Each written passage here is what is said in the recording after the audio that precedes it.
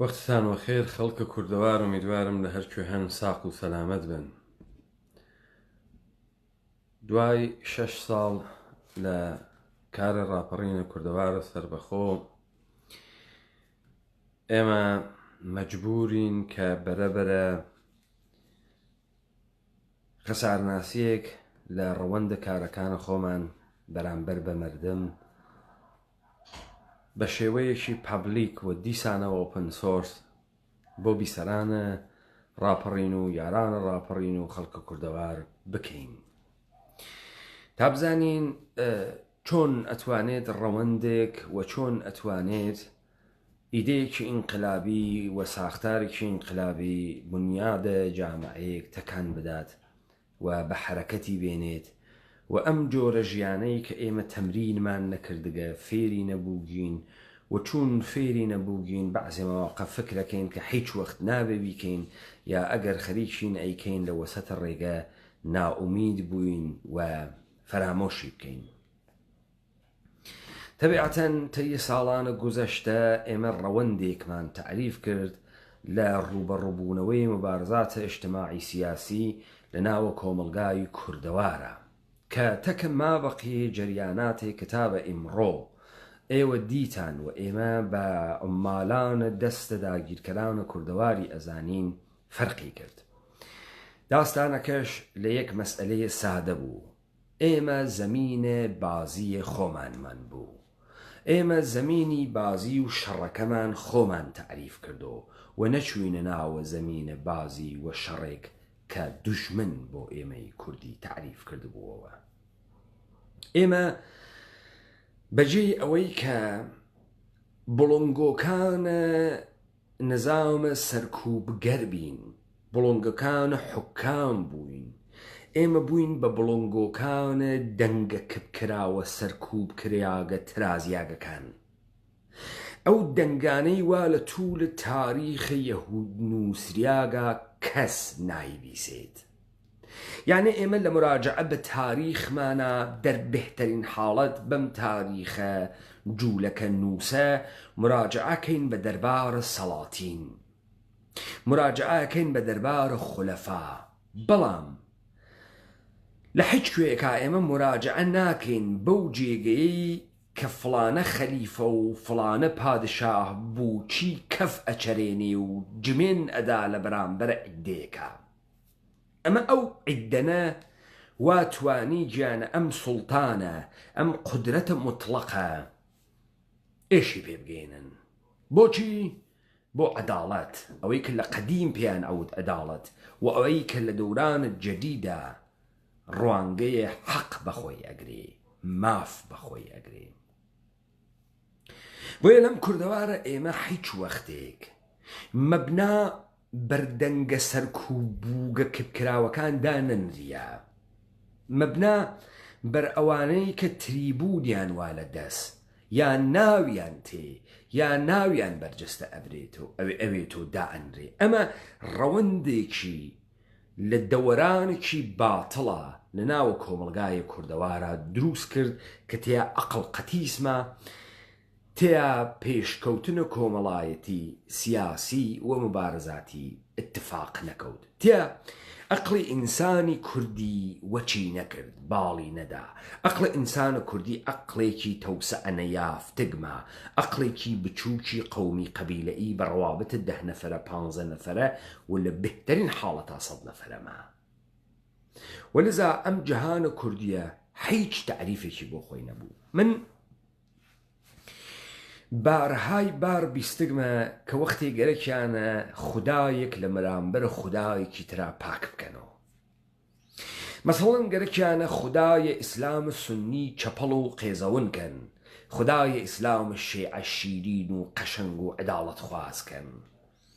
دەست ئەوەن بۆ ئەحادیسێ ئێژن کە ئەحادیسە مسلمانانە عەرەب بەرامبەر بە کورد ئەمەسە کە کورد نەوەی جنە ئەجنەس، کورد شەیتانە، کورد ئەهریمەنە ئەدەبیات زەردوشتیە. بەڵام ئەمانە سرفەن بۆ خاتری ئەوەسە بێژن خودای خراپە و خودای خاسە. خودای ئەڵڵا خراپە وەلی خودای ئەهورە مەزدا خاسە. تۆ لە بەرامبەر زوڵم و ستەمە خودای ئەڵڵاها ئەو جار میهرەبانی و باشی و کردار نیک و گفتار نیک و پندار نیکە خودایە ئەهورە مەزدات هەست. ئەمە دەورێکی تەسەلسولی باتڵ بوو. بۆچی؟ بۆ خاتری ئەوەی کە ئەم زەمینە بازیە دائیمەن زەمینە بازیە ئاسمانگی بوو، بازیە خوای خراو تەکە خوای خاسە. لەم وەسەتە ئەو دەنگەی وا هیچ وەخت نەبیسریا، دەنگە ئەوانەی بوو کە پێیان وتن جن. بۆ بەمانە وێژریا جن؟ بۆ ئەمە کەفی دەمی ئەمانەی دەرهاورد، ئەمانە کەوتنە کەفچەرین، جمێنیاندا هاتکیان کرد، هاتن تاریخ دروستکەن، ئەفسانە دروستکەن کە ئێمە ئەم مردمانە گرت لە ژێر سوڵتەمانە بوون، هەزاران ساڵ قسەیان کرد، سەرمان کوتان، سەرمان بڕین، ئەمانە نادرووسن، ئەمانە ئینسان های فاسدێکن، ئەمانە نەوادەگانت جنن. هیچ کەس نادبێژێ نەوادەگانت جن کێس. بۆ کورد جنە؟ کورد لە ئەدەبیات قەدیمە جوولەکە جنە، لە ئەدەبیات دنیای جدید کولەن ئیگنۆر کریاگە و مەوجود نییە ئیلا لە حاشیەیە ڕەوایەتە گەورەی جوولەکەی ئێرانی ئاریایی، ئەویش لە تاریخێکی بێدەلیل بەناوە ماد پڕ لە ئیغماز، پڕ لە درۆ، بە خروج سەروەریەک بەناوە مەفهومە قەومێکی فارس. من ئەم مقدمە کە ئێژم گەرەکمە ئێوە متەوەجه بکەم لە ڕەوەندە کارە 6 ساڵەی ڕاپەڕین. پس ئێمە ئەوەڵین اتفاقی کە بۆمان کەفت ئەمە بوو، حتا لە تاریخ بازی و تاریخ خوازیە ئێمە دەنگە سەرکوبمان نەبیست. ئەوەی کە سەرکوب بووگە سەرکوت کریاگە ئەوە خەفە بوو لە تاریخە، دەمی داخریا لە تاریخە و ئێمە قاڵبەن هەڵماندا بە باڵای پاشاکان و سوڵتانەکان و عەزەمەتی چمشێرەکانیان و ئەوانەی کە ئەم پادشا و سوڵتانانەی وادار بە جمێندان کردبوو پێیان، حرسیان خواردبوو، کەفیان چەراندبوو، نەمانزانی کێ بوون، بۆ بوون، بۆ کورد بوون. کورد بۆچی جنۆکەس؟ بۆچی لە جەعلە ئەحادیسە جوولەکە ئیسلامیا کورد جنۆکەس؟ قەس ئەمە لەخۆی ناپرسێ. ئەمە زانی خوب جێکێ بێت و چین بازیە خودای خاسکردن، خودای خراوکردن ئەوێتە ئەوەی کە تۆ فرەقی دروست ئەەکەی کە ئەم فرەقە هیچ وەخت ئۆمق پەیان ناکە لە ناوە دڵام کوردەوارە، چون کوردیەت حاکمە و ئیجازە نادا و عنسرە، ئەو عنسرەوە ئەمانە قینیان تێلێ، ئەو عنسرەوە تەکفیری ئەکەن بەناوە نەوەی جن لێ ئەدەن، وەختی گەرەکیانە بازیە خۆیانی تێبێرن ئەم فرەقە گەورە ناوێت. مەسەڵەن خودای ئیسلام چەپەڵە وەلی خودای یارستان خودایەکی خاسترە، بێن بچینە پشتی، ئەوێنی یارستان قەبارە ناترەکێنی فرە نایترەکێنی. خودای ئیزدی باشترە لە خودای ئیسلام، بە ئەمە قەبارە ناترەکێنی.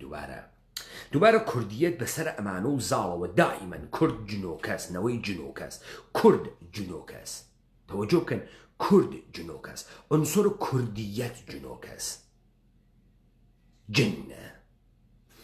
ئەمە ئەو بەشە سەرکوب بووگە لە کووردە کە سەرکوبی ئەکەن لە موتون و لە نظامە سوڵتە کە تۆ نایبیسی. ئەگەر ئەمە ڕابگرن تێنە سەرە مەقولەیەکی تر.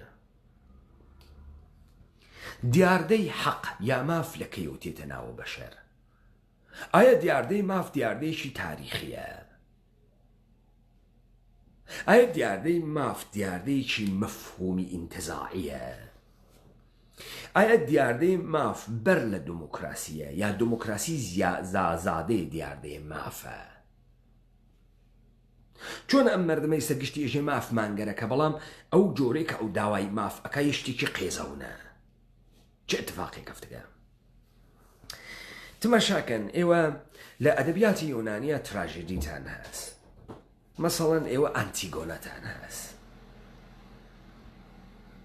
ئانتیگۆنە لە بەرامبەر حکمە پادشاها کە برای خودکوشی کردەی ئێشە جنازەکەی لە ناوی جەنگەڵا بەر بدرێتە حیواناتە وحشی بیخۆن کەنیشتێکە کە مقاومەتەکە و ئێژێ من فەرمان لە حکوومەت ناوەم من فەرمان لە دڵم ئەوەم و من جنازەیە برام ئێشێ ئەسپەر دەکەم من فەرمان لە حکوومەت ناوەم فەرمان لە دڵم ئەوەم کەی 2000 سال بەر لە میلادە مەسیح لەگرا تراژدی دروسەوێ لەگرا ترازان دروست ئەوێ و لە دڵە ترازانە کە حقوق تێتە دەر حەق تێتە دەر ئەو حەق ئەدا بە دڵە خۆی حەق ئەدا بە زیستە ئینسانیە خۆی حەق ئەدا کە مالەکە جنازەی برای بێت و حەق ئەدا کە ئەم جنازە کە ئەم برا خۆشەویستەی بە قانونی دڵیەوە ئەسپەردەی بکەم دەسەڵاتیش پێ ئێژێ نا تۆ بۆت نییە قانونت دەسەڵات ئەشکێنی ئۆتۆریتەی دەسەڵات ئەشکێنی و ئەو لە جواوە ئێژێ من فەرمان لە دڵم ئەوەم فەرمان لە شاناوەم ئەمەسە کە لە ئەدەبیاتی یونانە تراژدی دروست ئەکا ئەبێ ئەمە سوار ئەوێ بە فەرهەنگە غارب لێودووە ئەمەسە ئەدەبیات لەگرا دەست پێکە و ستورەکان حیاتە و ستورەکان دەست پێەکەن لە توولە ئەم تاریخە کوردیەت عنسر ترازیاگە نەزمە سوڵتانی ئاسمانی زەمینیە کوردیەت تەکە مەلەکوتە ئاسمانگە و تەکە نوێنەرەکەیە لە خوا لە زەمینە هیچ تەناسوخێکی نییەوە ناوێسێتەکە و چۆکی بۆ داناداوە بۆی ڕام ناوێت لەذا ئەمە جنە بۆیە کەف ئەچەرێنێت کاورای حاکمە دەسەڵاتدارە سیستەمە دینیە سوڵتانی کەف ئەچەرێنێت جوولەکەی هەرچیە کە تۆ ناوی ئەنی کەف ئەچەرێنێت ئێژێ ئەمە جنە ئەمە جنە ئەمە بەشەر نییە بەشەر وایە تەسلیمە ئێمە بوو بەشەر وایە تەسلیمە ئەم قەدەرە بوو چون تبقە عداڵەتە ئەرەستووی مردم لایق ئەوەنە کە هەسیان مردم لایقی ئەوەنە کە هەسیان ئەگەر کاورا ئەربابە ئەربابە ئەگەر کاورا بەردەست بەردەست ئەگەر کاورا کۆیلەس کۆیلەس وەلذا لەم سیستەمە عداڵەتە ئەرەستوویە شتێ بەناوە زۆڵم و ستەم معنای نییە تۆ لەم دەستگاهە زۆڵم و ستەم معنای نییە بۆیە کوردیەت و عنسۆرە کوردیەت ئیجازە نادا بیگرن چۆک دانادا تەسلیم بوێت ئیدە تێتە ناوە کورد ئیدە تێتە ناوە کوردیەت ئەماش کوردیەت زاڵە بەسەر ئیدە بەسەری و زاڵ نییە تاگرا ئەگەر تێگەیگین ئەوسا ئەگەینە بەستەرە مبارزاتە جدیدێک کە نظامە سوڵتە تحت نامە دموکراسی خاهی و حەق خاهی بەحسی ئەکا کە ئەمیشە فەهم نەکریاگە لە ترازان و سەرکوبە کۆمەڵگایە کوردەوارە ئەم جێگانە ئەم ئەنیستیتوانە ئەم جێگانەی کە بەناوە کورد دروستکریان لە مەیشە خەریکن تەبلیغ شتێترەکەن ئەگەر تۆ مافم مرۆڤ بە عنوانە مانیفێستە دنیای مۆدێرنی بزانی و فکرکەی کە مافم مرۆڤ وەکو چمکێکی ئینتزاعی دموکراسی ئەزیێنێت دەری تێرێت مافم مرۆڤ دموکراسی دەرتێرێت ئەو جار تۆ ئیشی بەم سوعالە فەلسەفیە بگەی کە دەورانە بەر لە مافم مرۆڤ یعنی دەورانە بێمافی یعنی دەورانێک کە لە توولە تاریخە ماف مەوجود نییە ئینسان سوالکەرە مەسئول نییە سائلە بەلەنگازە مکەلەفە تەکلیفی لەسەرشانە پس ئەم دەورانە بێحەقیە حەق لەکوێ بە وجود تێ لەو جێگەیەی کە تەرازان دروست ئەوێ حەق تێتە دەرەوە لەو جێگەوە ئەنتیگۆنە بەرامبەر بە حاکم خروجەکە ئەژێ من فەرمان ئەوەم لە دڵم نە لە دەسەڵاتە تۆ من فەرمان ئەوەم بەڵام لە دڵە خۆم نە لە تۆ من نایەڵم تۆ جنازەیە برام بدەیتە دەسە حەیوانات و وەحشی هەڵی دڕێن و بیخۆن من ساحێوە جنازەیە برامم جایسە بێسە هەر لەم جامعی کوردەوار ئەمڕۆ بەهانەی بحرانە کۆرۆنا کەس ساحێوە جنازەکەی کە سوکارە خۆیشی نییە تۆ یەک نەفەر ناوێنی 2000 ساڵ بەر لە میلادە مەسیح ئەنتیگۆنە تێتە دەرەوە کە نیشکێک ئەدا لەم سینەیە ئێژێ من فەرمان لە دڵم ئەوەم حاکمیە تۆ ناتوانی جنازەی برام بووی تۆ لەم کوردەوارە ئەمڕۆ کوردێ ناوێنی بێتە دەرەوە بە حاکمیەتی جمهوری ئیسلامی و دەوڵەتە عێراقی بێژێت من فەرمان لە دڵم ئەوەم تۆ ناتوانی جنازەی بابام بووی تۆ ناتوانی جنازەی براکەم بووی ژنەکەم بووی و نابوودی کەی جنازەکەی تۆ یەک ناتوانی فەرمان لە دڵت بووی لە بەرامبەر دەسەڵاتی جمهوری ئیسلامی تەبیعەتەن هیچ حەقێکت نییە هیچ مافێکت نییە حەق ئەنتیگۆنە لەکوێ هاتە دەرەوە حەق بوونە ئینسانی و وجودە مستەقل ئینسانی لەکوێ هاتە دەرەوە لە تەقابڵ ئەنتیگۆنە لە تراژدی ئەنتیگۆنە ئێژێ من فەرمان لە دڵم ئەوەم نە لە تۆ نە لە حاکمیەت دەسەڵات ئێژێ من دەسەڵاتم بۆ خاتری حەفزی ئەم سوڵتە ئەمەی کە مردم نەت فەرمانم لێ بووە ئەگەر فەرمانێکمدا ئیجرائیشێ بکرێ ئەنا بەرد لەسەر بەرد ناوێسێ ئەو ئێژێ تۆ کارە خوات بکە من کارە خوا بکەم تۆ بێ ئەو سوڵتەتە حەفزکە بیدە بەسەر مناوەلی من فەرمان لە تۆ ناوەم ئالەگرا تەقابڵ دوو نظامە لە یەکتریەدەن ئالەگرا حەق تێتە دەرەوە حەق لە گوسەستۆ تێتە دەرەوە لە ترازانۆ تێتە دەرەوە ئەترازێت ئەم پێژن ترازان بۆیە ئێمە وەختێژین ترازیە یعنی ئەو وەختە حەق بەرجەستاوێتەوە وەختی تۆ ئەترازی وەختی تۆ خروجەکەی بەرامبەر بە تەمامە تعریفە سوڵتەیە خوداوەندە ئاسمانگی بە زەمینیە و سایەخستنە فەڕەهە ئیزەدی بەسەر سوڵتانێکە و ئەم سوڵتانە ئەوێت و حاکمە مطلقە ئەم بەشەرە و ئەم بەشەرە بە بەندەکێشێ عنسر کوردیەت ئەترازێت و ترازیاگە و مەجال نادات و مەشروعیەت نادا بە تەمامە فەلسەفەی ئەدیانە ئیبراهیمی کە بێت ئەعلەگرا پادا بخات و فەرمان بڕانێت مەودایان پێ نادات ئیجازەیان پێ نادات بۆیە وەختی تۆ تەوەجو ناکەی بە کوردیەتێک کە 300 ساڵە بەس بە تۆرە سیستەماتیک خەریکن خۆڵی پیاکەن و ئەنفالی ئەکەن و خۆڵی پیاکەن و ئەنفالی ئەکەن تۆ ئەچی بە شوێنە دەنگە پاشا و سوڵتانەکان هاگەڕی تۆ ئەچی بە شوێنە ئەوە بگەڕێ کۆشکە ساسانی لەکوێ بدۆزیتەوە لەکوێ بتوانێ ئاسەوارە تاڵە قژێکی ماندانای دایک و کوورش بدۆزیتەوە تۆ ناچی بە شوێنە بنچق واقعی خۆتە ئەوەی وا کب کریاگە لە توولە تاریخە تۆ ئەگەر مبارز بی ئەگەر ئینسانێکی مافخواز بی حەقخواز بی ئەگەر ئینسانێکی تاڵە بە عەداڵەت بی ئەگەر ئینسانێکی تاڵەبی مبارزە بی تۆ ئەچی بە شوێنە ئەو دەنگە وا کب کریاگەسەوە ئەو دەنگە وا گەرەکیانە خەفەیکەن نەبیسێ ئەو دەنگە وا کاورا کەف ئەچەرێنی و جمێنی پێدا کامەسا ئەو دەنگە کورد جن بعد کردم مفهوم ئیتنیکی قومی بەڵام کۆمەڵگای ئێمە وەختێک لە سەرزەمینی خۆی دووریان کرد و کردیان ناوی ئەم شارانە شتێکی تری لەدەستا لە دنیای مۆدەرن تێنەگەی لذا خواست ماف لە لای ئێمە بوو بە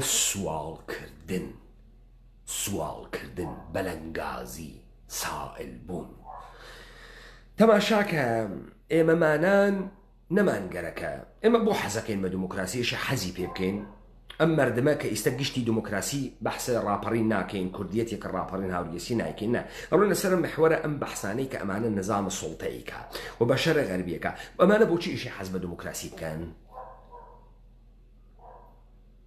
ئەم مردمەی کە نەیگەرەکە سەرکوب بوێت، ئەم مردمەی کە نەیگەرەکە ئەشکەنجە بوێت، ئەم مردمەی کە نەیگەرەکە بێعەداڵەتی بوێت، ئەم مردمەی کە نەیگەرەکە دەمکوتکردن بوێت، ئەشی حەز بە دموکراسی بکە.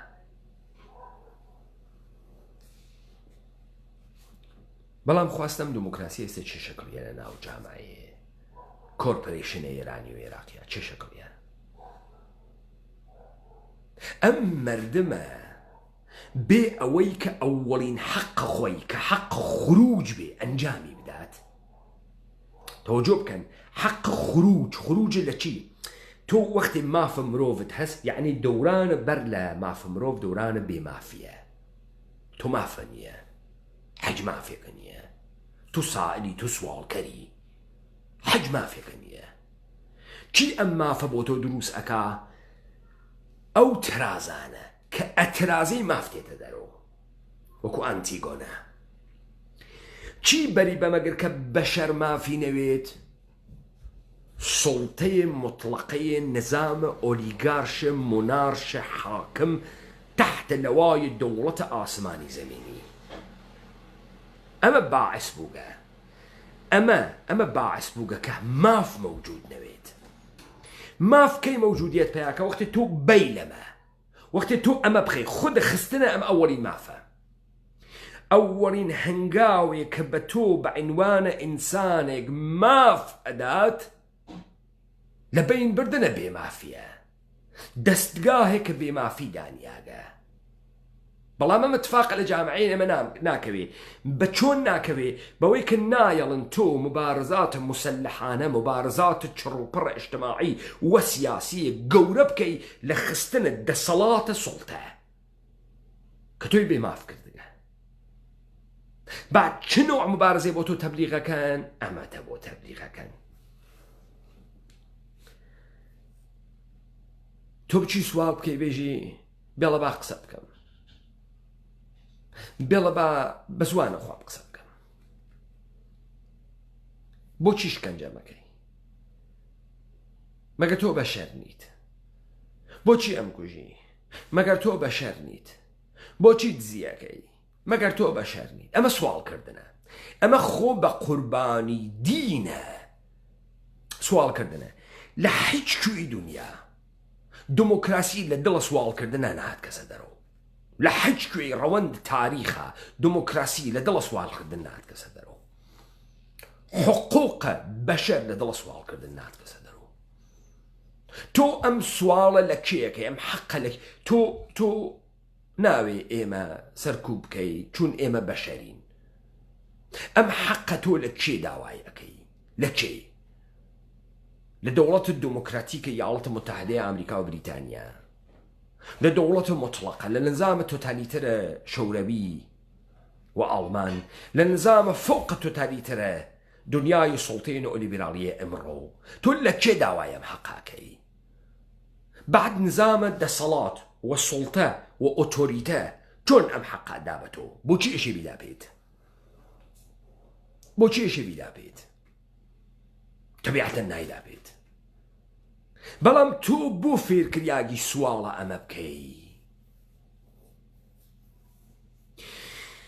جامعەیە ئێمە جامعەیەکی دوا خریاگە، دوا کەوتگە، سیستەماتیک دوا کەوتگە.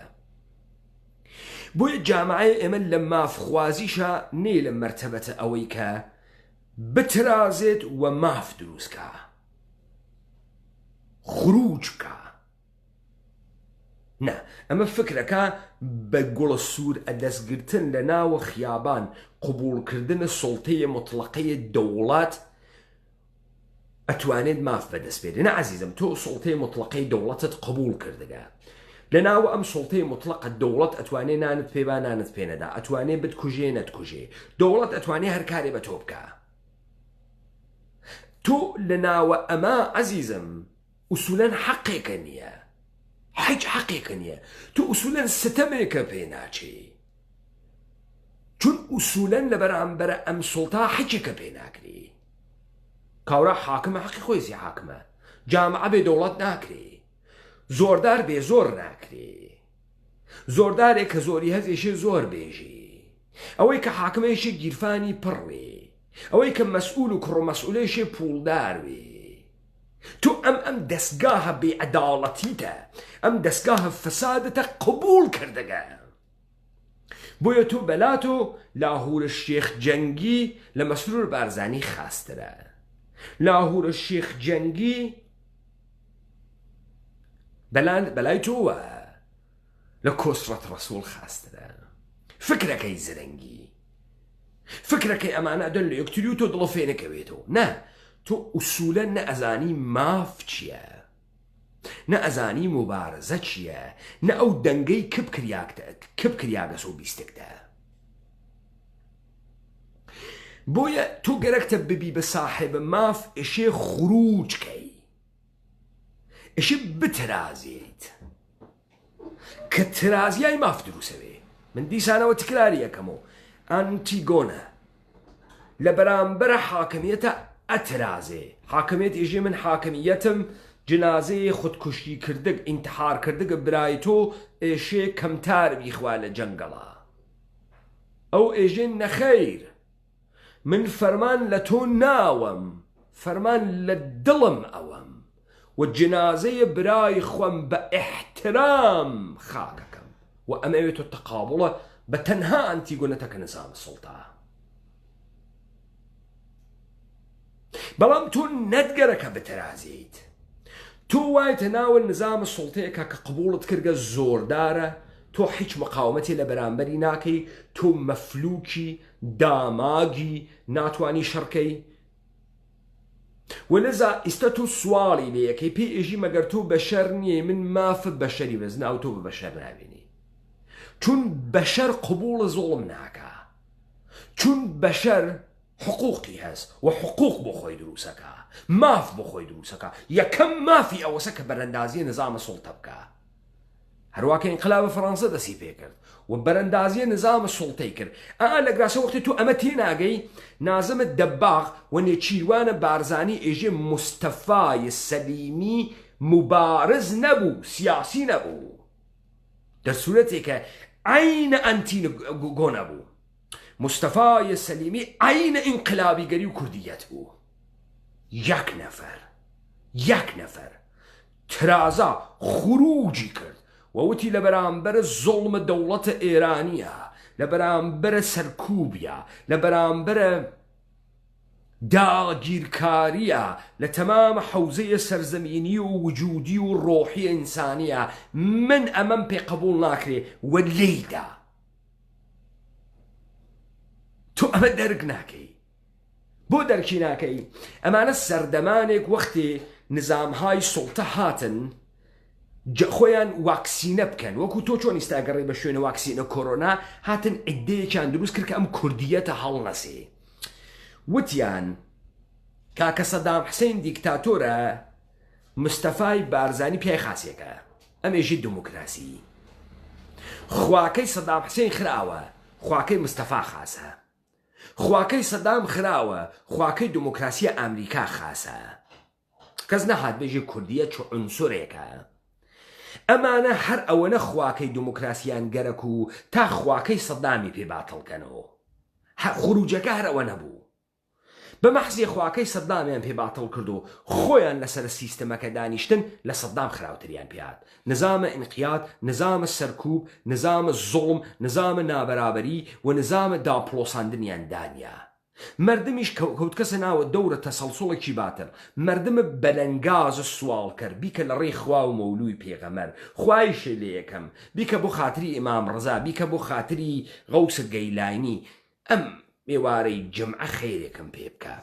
تۆ بیکە لە ڕێی خوا، ئێمە بەشەرین، ئەوە نییە لە چەپەڵەمە ئەەکەین و حەقمان هەسو و مافیە خۆمانە و لە تەواوی دنیا وەکو ژنێک کەس ئەڕاوە لای شووەکەی وەیژێ ئەوە پەروانەی فڵانە کەس خرخاڵی سندگە بۆی، ئەو ماشینی سندگە بۆی، منیش ماشینم گەرەکە. تەوەجۆکەین کورد وای پێاتکە، ئەم کوردەوارە ئێمە وای پێاتکە تحت نظامە سڵتەی جوولەکە وای پێاتکە. ئیستا بۆ خاتری ئەمەی داستانەکە خۆشتر بکەن کوردیان کردگەس و چی؟ کورد نە ئەو دەنگە کبکریا گەسەوا بووگە بە جوولەکە وا ئەمانە ببەخشن بە جنۆکە وا ئەمانە بە جنۆکە بەحسیەکە نە ئەمانە هاتگن یەکسری نەماد یەکسری لەماد لە ڕسوومە مەردەمە کورد بەرجەستان کردگۆ لە ڕسووم یشتێکی حاشەیی یشتێکی بچووکیان بەرجەستە کردگەوتیانە کوردیانێ ئەمە یعنی چی و چی یعنی لە باسە کوردی ئەبەرکردن ئەمن تەرزە پوششە کاکە لە باس خۆ خیرەتی پێوە نییە تۆ خۆ خیرەتم ئینوژوب ناکێشی تۆ خۆ خیرەت دەمپێ ناکێشی کاکە تۆ خۆ لەسەر کوتشەواڵ چاقۆ ناکێشی بۆ خەڵکی لیباسە و بە گوێرە زەمان لیباس ئەگۆڕێت بە گوێرەی ئیمکانات ئەگۆڕێت وتیان هەڵپەڕکەیە کوردی کاکە هەڵپەڕکەی کوردی ژنەوەی دانسە بۆ خۆشیکردن بەڵام ئەمە کوردیەت نییە عەزیزم ئەمە کوردبوون نییە نظامە سڵتە بۆ ئەمە دروستەکە چون ئێشێ ئەم شەرواڵە کوردی و هەڵپەڕکە و زوانە کوردیە بگرێ 200 هزار کوردیشی بۆ بکوژێ زندانیش بکاو هەر بێژێ نایدەم و ئەیدەم و نایدەم و ئەیدەم و نایدەم تۆ غافڵ بوویت لەوەی کە بوو بە کورد وتیان جنۆکە جن تۆ غافڵ بووی ئەها کورد ئەم شەواڵە کوردیەسە بێسە ئەم شەواڵە کوردیەسە چی تێتە دەرۆ ئینسانێکی نەزۆک تێتە دەرۆ کە نافەهمێ ماف چیە سواڵە مافەکە کە نافەهمێ یەکەم ماف لەوێوە تێتە دەرکە تۆ ئەترازی کە تۆ ئەترازی ئەدەی لەوەی کە حاکمە مطلقە دانیشتگە و ئەی هاڕیت و ئالەوێ ماف بەرجەستاوێتەوە لەکوێوە مافە بەشەر تێتە دەرەوە لەکوێوە ئێشە دموکراسی بێتە دەرەوە لەو جێگە وا تۆ ئستبدادە لە بین بردەگە وا تۆ نظامە سڵتەت لە بین بردەگە سڵتەیە تەبەقەی ئۆلیگارش و مۆنارشت لە بین بردەگە لەو جێگەسە ئەمانە تێتە دەرەوە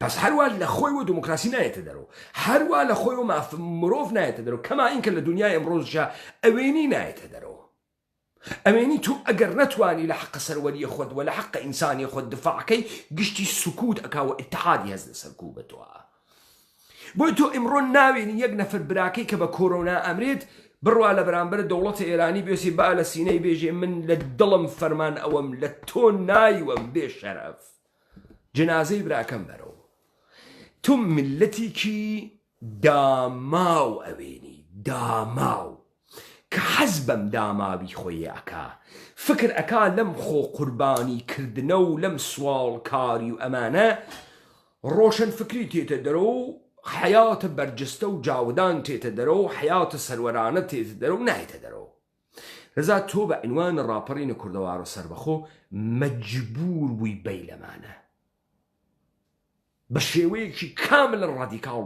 بەی لەمانە لەو نەمادانەی کە گرێکیانە بەناوە کوردیەت بەحسیکەن لە باسە کوردی هەڵپەڕکەی کوردی وە لەهجەیە موکریانی بەی لەمانە لەبەرەوەی بیانوەی تە حاشیەوە لەبەرەوەی مەجالە تەرحە پرسیارە کورد بۆ جنۆکەس بۆ کەف ئەچەرێنە نێژن کورد جنۆکەس